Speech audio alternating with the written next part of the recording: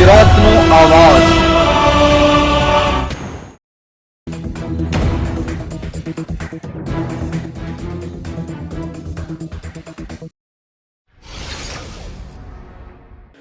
Rajkot rural LCB પોલીસે દૂધ આપનાર પશુઓને ગેરકાયદેસર ઇન્જેક્શન મારવાનું કારસ્તાન સામે આવ્યું। વધુ દૂધ આપવાની લાલચે ઓક્સિડેશન નામનું ઇન્જેક્શન મારી પશુઓમાંથી વધુ દૂધ કાઢવાની કામગીરી ચલાવવામાં આવી રહી હતી। દૂધ આપનાર પશુ વધુ દૂધ આપે તે માટે વાપરવામાં આવતો ઇન્જેક્શનનો મોટો જથ્થો ઝડપી પાડવામાં આવ્યો।